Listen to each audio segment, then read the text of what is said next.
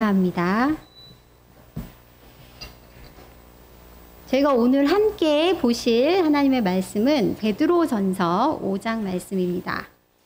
신약성경 베드로전서 5장 6절에서 11절 말씀 함께 보도록 하겠습니다. 신약성경 382페이지입니다.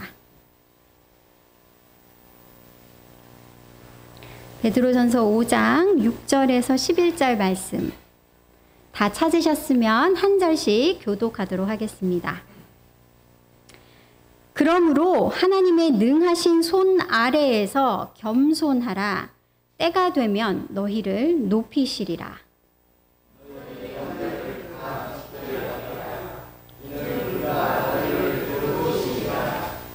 근신하라 깨어라. 너희 대적 마귀가 우는 사자같이 두루다니며 삼킬 자를 찾나니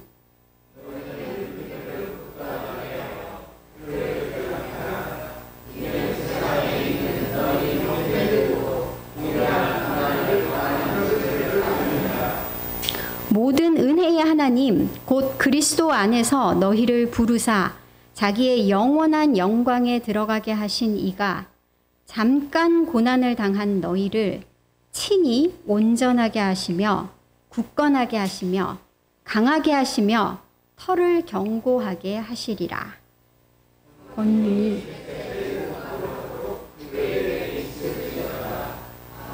아멘. 저희가 베드로전서 5장을 같이 보고 있습니다. 이 베드로전서 속에서 이 하나님을 믿는 성도들, 예수 그리스도를 따르는 성도들이 살아가는 현재의 상태를 무엇이다라고 표현합니까?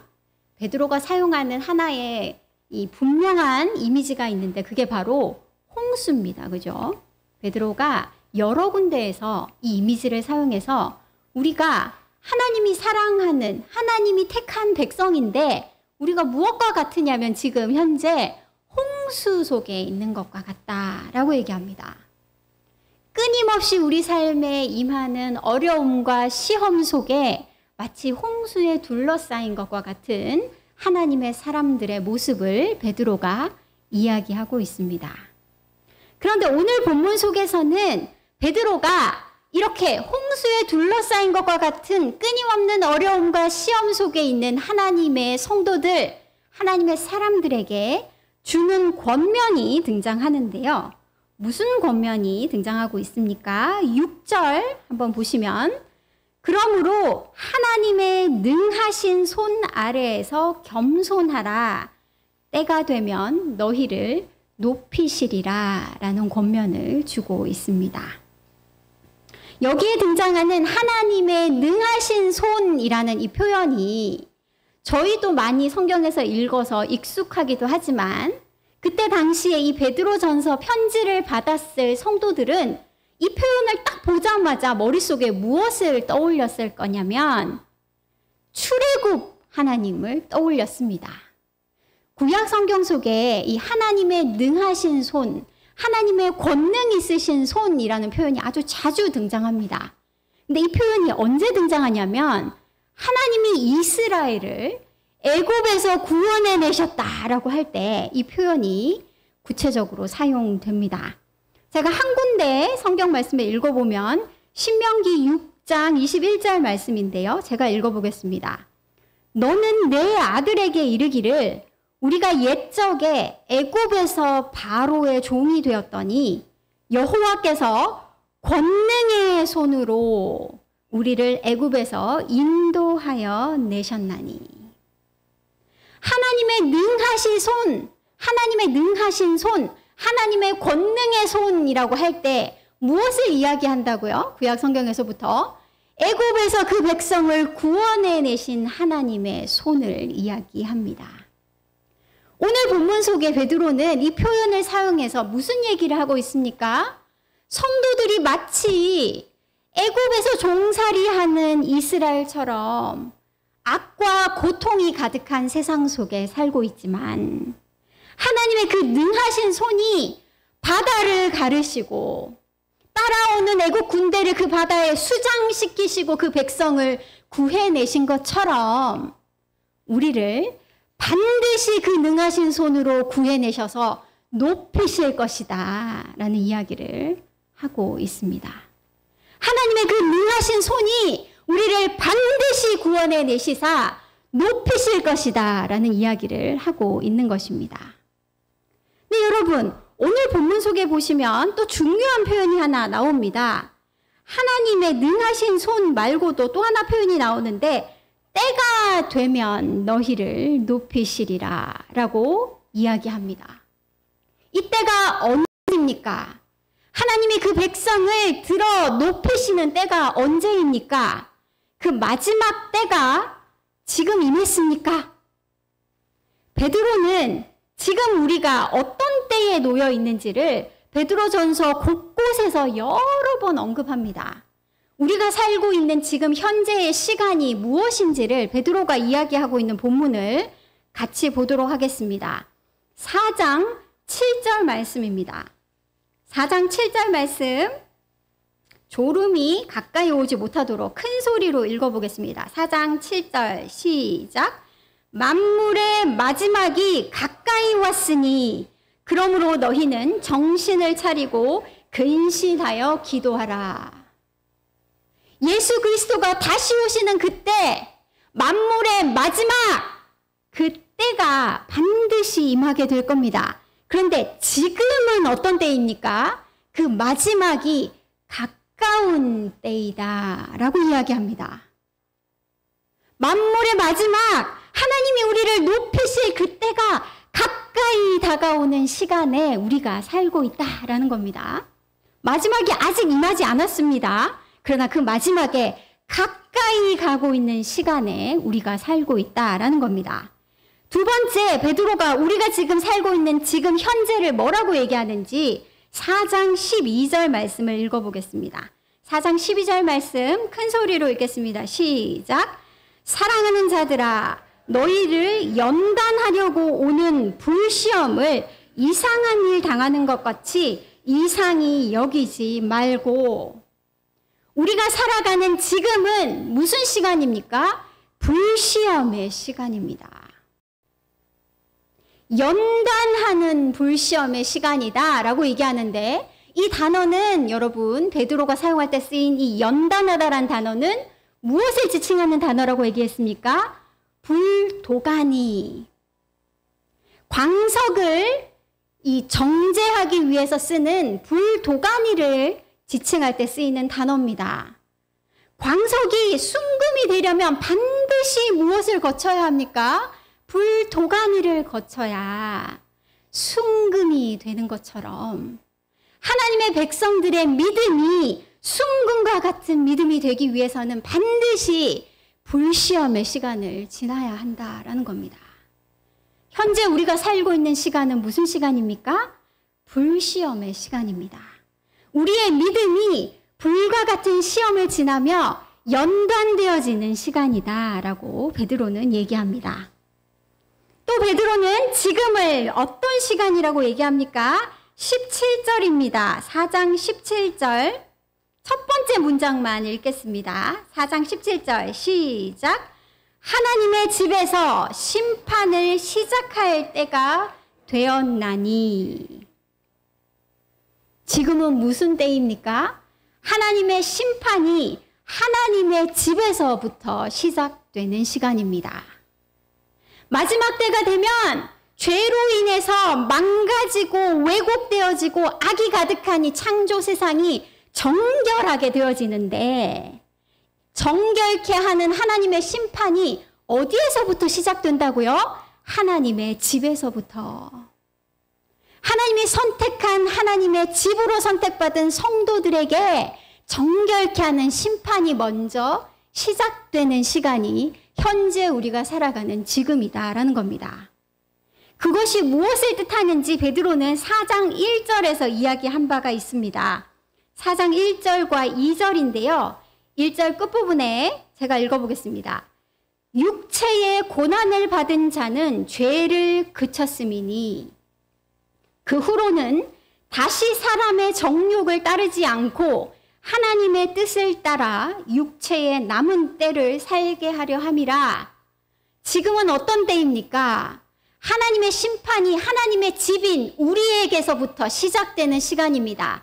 어떻게 그 심판이 이루어집니까? 끊임없이 정욕을 따라 살려고 하는 내 육체의 심판이 임하는 시간입니다. 베드로는 4장 1절에서 이렇게 이야기합니다. 육체에 고난받은 자는 죄를 그쳤음이니. 우리 속에 임하는 불시험과 같은 어려움은 어떤 역할을 한다고요? 마치 내 믿음에서 불순물이 빠지듯이 자꾸만 정욕을 따라 살려고 하던 내 육체가 심판받는 시간입니다. 더 이상 정욕을 따라 살지 않고 하나님의 뜻을 따라 육체의 남은 때를 살게 하는 연단의 시간이 바로 지금 우리가 살아가는 지금 현재의 시간이다라고 얘기합니다. 그래서 이를 베드로는 광야의 시간이라고 표현합니다.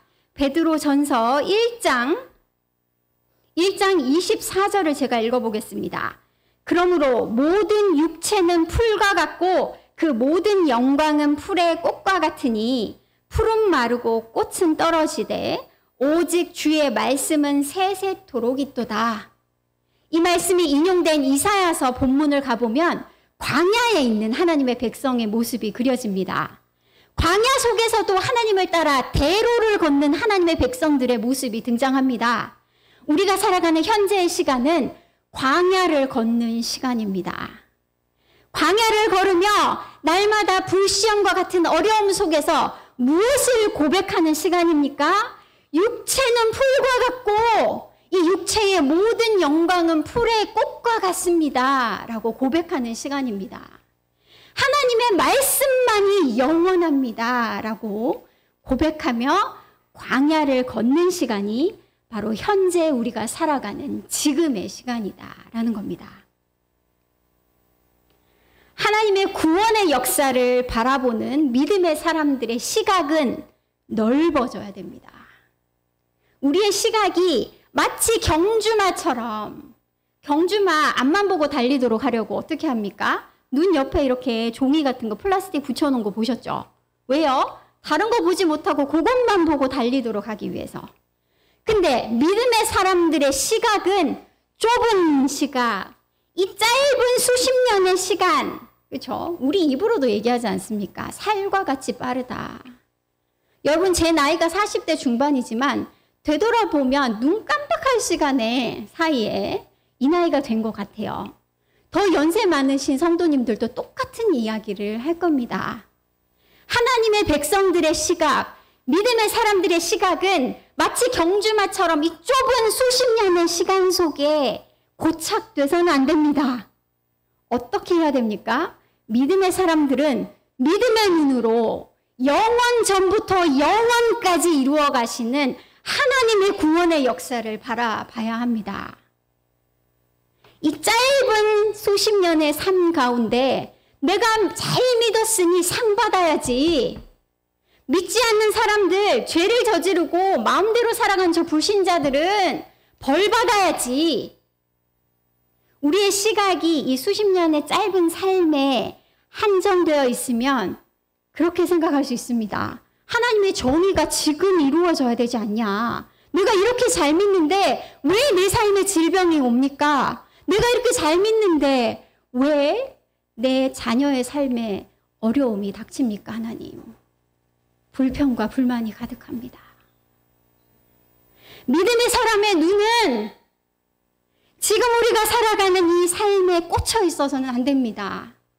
하나님의 구원의 역사는 영원 전부터 시작하여 영원한 하나님의 나라에 이릅니다. 하나님 아버지는 그 백성인 자녀들에게 하나님이 보시는 것을 보는 믿음의 눈을 원하십니다. 하나님을 따르는 사람들, 믿음 때문에 모든 것을 내려놓는 그 믿음의 사람들에게 하나님의 상급이 반드시 임하십니다. 자신의 정욕을 따라서 자기가 원하는 바를 따라 살아가는 사람들에게 하나님의 공의로운 심판이 반드시 임하십니다. 그런데 그 일이 일어나는 것이 지금 여기 이 땅에 일어나는 것이 아닙니다. 우리의 눈을 넓히셔야 합니다. 잘 먹고 잘 살다가 떵떵거리면서 살다가 죽는 불신자들을 보시면서 하나님 계십니까? 라고 불평하지 마시기 바랍니다. 경주마처럼 앞만 보고 달리는 자가 되시지 마시고 믿음의 눈을 열어 영원전부터 영원까지 이르는 하나님의 구원을 바라보는 저와 여러분이 되기를 바랍니다. 오늘 본문 속에 지금은 어떤 시기다라고 얘기합니까? 오늘 본문 5장 말씀으로 다시 돌아와 보면 지금은 하나님의 능하신 손 아래에서 겸손하는 때다라고 얘기합니다. 지금은 여러분 우리가 모든 영광을 받는 때가 아닙니다. 지금은 여러분 우리가 그 모든 상급을 받아 누리는 때가 아닙니다. 지금은 어떤 때라고요? 베드로가 분명하게 얘기합니다. 지금은 하나님의 그 능하신 손 아래에서 겸손하는 때다라고 이야기합니다. 하나님이 주실 반드시 임하실 그 영광, 하나님이 높이실 것을 믿고 잠잠히 기다리는 겸손하는 시간이다라고 얘기합니다. 근데 여러분 오늘 본문을 보시면 이 겸손하다라는 것이 구체적으로 무엇을 이야기하는지를 베드로가 구체적으로 이야기해주고 있습니다. 7절 말씀입니다. 다 같이 읽겠습니다. 시작. 너희 염려를 다 주께 맡기라. 이는 그가 너희를 돌보심이라. 아멘. 오늘 본문 말씀을 보시면 6절에 동사가 하나 등장하는 것 같죠? 겸손하라. 그 다음에 7절에 또 다른 동사가 등장하는 것 같습니다. 너희 염려를 다 맡기라. 근데 헬라어를 자세히 살펴보면요. 이 7절 말씀은 나오는 맡기라, 염려를 맡기라라는 이것은 동사가 아니라 분사입니다. 분사.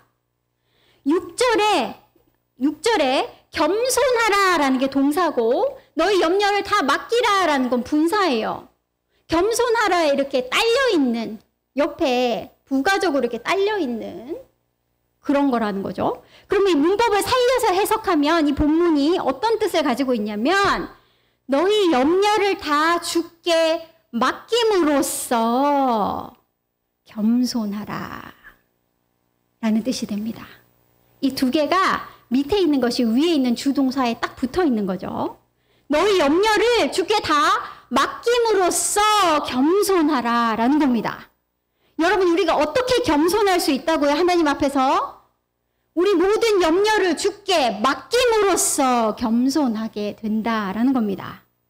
그럼 여러분 반대의 뜻도 포함하고 있습니다. 반대의 뜻이 뭡니까?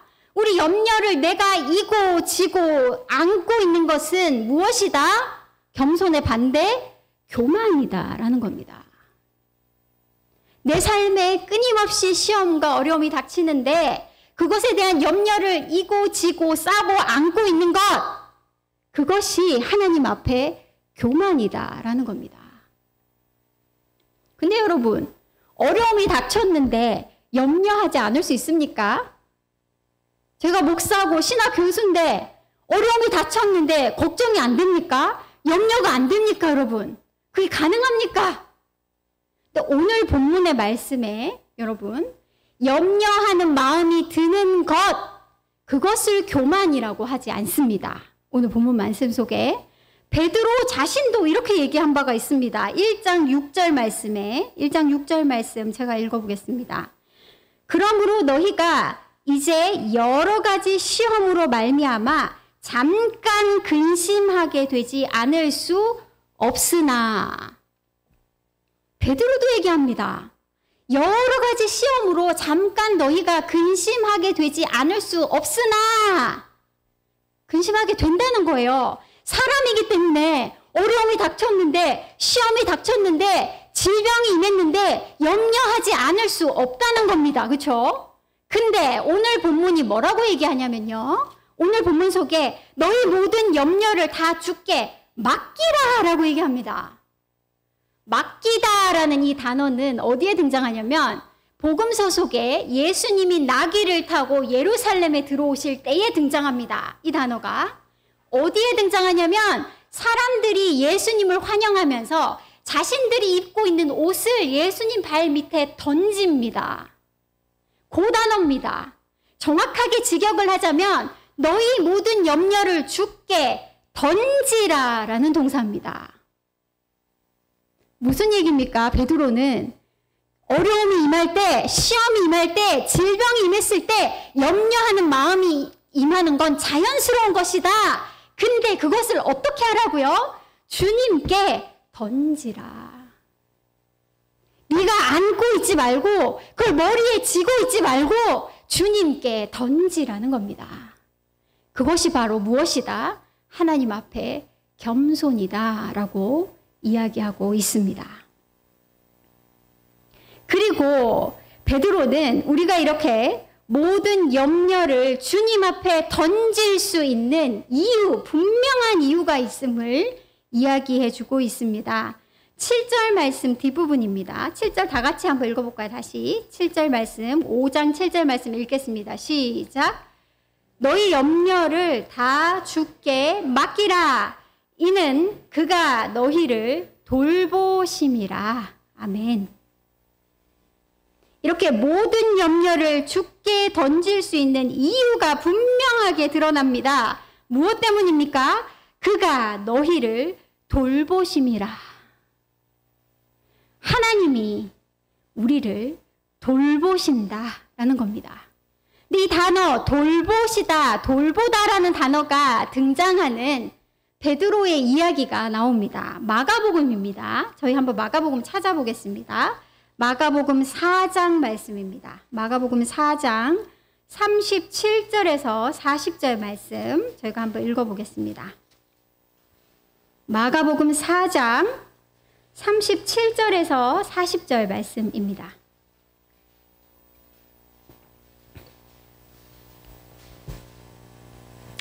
신약성경 59페이지네요. 마가복음 4장 37절에서 40절 말씀 다 같이 한번 읽어보겠습니다. 37절부터 시작. 큰 광풍이 일어나며 물결이 배에 부딪혀 들어와 배에 가득하게 되었더라. 예수께서는 고물에서 베개를 베고 주무시더니 제자들이 깨우며 이르되 선생님이여 우리가 죽게 된 것을 돌보지 아니하시나이까 하니 예수께서 깨어 바람을 꾸짖으시며 바람더러 이르시되 잠잠하라 고요하라 하시니 바람이 그치고 아주 잔잔하여지더라. 이에 제자들에게 이르시되 어찌하여 이렇게 무서워하느냐 너희가 어찌 믿음이 없느냐 하시니. 베드로가 의도적으로 이 단어를 사용하고 있습니다. 돌보다라는 단어가 바로 베드로가 예수님과 함께 경험했던 그 풍랑이는 배에서 사용됐던 단어입니다. 이 풍랑이는 배와 같은 상황을 우리가 날마다 경험합니다. 마치 저 풍랑이 내가 탄 이 배를 꿀꺽 삼켜버릴 것 같은 어려움이 끊임없이 우리 삶에 임하게 됩니다. 하나님은 내가 이렇게 힘들고 어려운데 어디 계신지 마치 잠자고 계신 예수님처럼 내 사정에는 전혀 관심이 없으신 것처럼 느껴지기도 합니다. 내가 이렇게 힘들어 죽겠는데, 내가 이러다 죽겠는데 왜 하나님은 잠잠하신지 답답해 죽을 지경입니다. 그런데 여러분, 오늘 본문 속에 이 풍랑이는 파도 속에 새파랗게 질려있는 제자들이 깜빡 잊어버린 한 가지 사실이 있습니다. 그게 무엇인지 방금은 저희가 37절부터 읽었는데요. 35절을 큰 소리로 다 같이 한번 읽어보겠습니다. 35절 말씀입니다. 시작. 그날 저물 때에 제자들에게 이르시되 우리가 저편으로 건너가자 하시니. 얼굴이 새파랗게 질려서 이 풍랑에게 삼켜질까 봐 벌벌벌 떨고 있던 그 제자들, 그 베드로가 까맣게 잊고 있던 한 가지 사실이 있습니다. 그게 뭡니까? 이 배를 타고 저편으로 건너가자라고 명하신 분이 바로 누구시라고요? 예수님이시다라는 사실입니다. 그 풍랑을 바라보고 바람을 바라보는 사이에 제자들이 그 사실을 까맣게 잊어버렸습니다. 예수님이 이 배를 타고 저 건너편으로 가기를 원하십니다. 예수님이 그곳에서 이루셔야 하시는 일이 있습니다. 그럴진데 어떤 바람이, 어떤 풍랑이 이 배를 삼킬 수가 있겠습니까? 베드로는 이 장면을 떠올리게 합니다. 오늘 본문 속에서 우리가 누구의 손 아래에 있다고요? 능하신 하나님의 손 아래에 있다는 겁니다. 하나님께서 우리를 택하시고 하나님이 자녀 삼으시고 하나님이 우리를 영광의 나라로 이끌어 가시는 중이십니다. 우리에게 하나님이 그 영원한 하나님 나라를 유업으로 주시겠다고 약속하시고 그 뜻을 따라 우리를 이끌고 계시는 중이십니다. 그럴진데 어떠한 바람이, 어떠한 풍랑이 나를 삼킬 수가 있겠습니까? 그 어떤 질병도, 그 어떤 암도, 그 어떤 실패도, 그 어떤 어려움도 나를 그 하나님의 손에서 빼앗을 수가 없다는 것입니다. 내가 죽을지언정 하나님의 능하신 손이 나를 붙들고 계시다라는 것입니다. 오늘 본문의 말씀을 보시면 베드로가 뭐라고 얘기합니까? 그 뱃속에서, 풍랑치는 뱃속에서 얼굴이 새파랗게 질려서 베드로가 제자들과 함께 외쳤습니다. 예수님에게. 주께서 우리를 돌보지 아니하시나이까? 근데 오늘 본문 속에 베드로가 뭐라고 얘기합니까? 분명한 목소리로 선포합니다. 그가 너희를 돌보심이라. 풍랑이는 바다 가운데 있을지라도 하나님께서 우리를 돌보신다라고 베드로가 분명하게 선포하고 있는 것입니다. 오늘 말씀을 마무리하려고 합니다. 하나님의 백성들이 이 땅을 살아가는 동안 끊임없는 시험과 어려움을 만나게 됩니다. 그것은 여러분, 그 각자가 지은 죄의 결과가 아닙니다. 내가 믿음이 없어서 하나님께 벌을 받아서 이 질병이 나에게 온 것이 아닙니다. 하나님이 내게 관심이 없어서, 하나님이 나를 사랑하지 않아서 나에게 이 실패와 어려움이 임한 것이 아닙니다. 우리가 광야를 걷고 있기 때문입니다. 광야는 어떤 장소입니까? 시험 받는 곳입니다.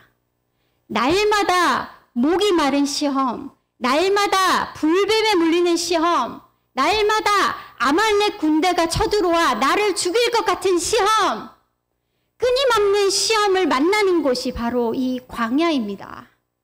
여러분, 우리는 하나님의 섭리 아래, 하나님의 만물의 마지막이 가까이 가는 이 시간 동안에 불같은 시험을 지나고 있는 중입니다. 그런데 여러분, 오늘 본문이 무엇이라고 얘기합니까? 이 시간 동안 우리가 해야 되는 분명한 일이 있습니다. 그것은 바로 하나님의 능하신 손 아래 겸손하는 것입니다.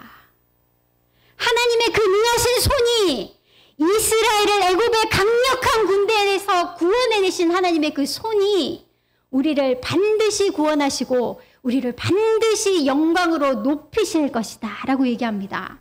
그것을 믿고 잠잠히 신뢰하고 기다리는 시간입니다. 여러분, 그런데 광야는 제가 말씀드린 것처럼 끊임없이 불뱀을 만나고 물이 없어서 목이 마르고 아말렉 군대를 만나고 시험이 드글드글한 곳인데, 그곳은 하나님이 그 백성을 내버려 두신 장소입니까? 구약을 읽어보시면 어떻습니까? 광야는 하나님이 이스라엘을 홀로 버려두신 시간입니까? 구약 성경 속에서 제가 읽으면 읽을수록 하나님이 가장 이스라엘과 가까이 계신 시간이 광야의 시간입니다.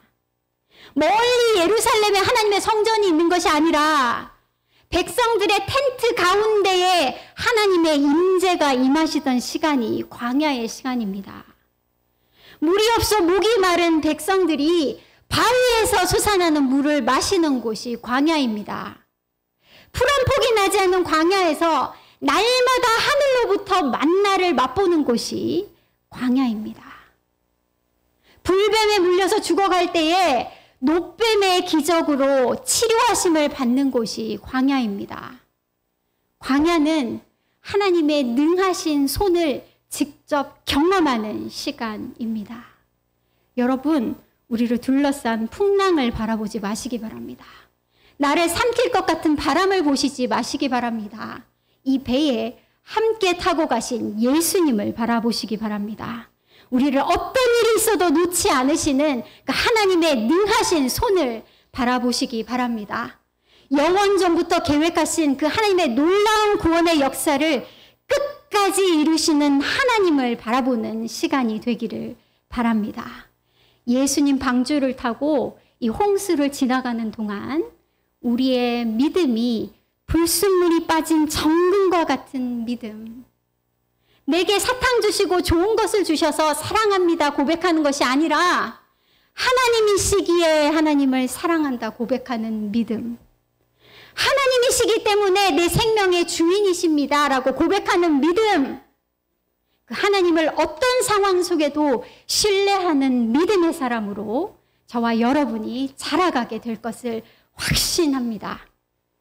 이렇게 자라가는 저와 여러분이 되기를 간절히 소망합니다. 아멘. 다 같이 찬송가 406장 함께 드립니다.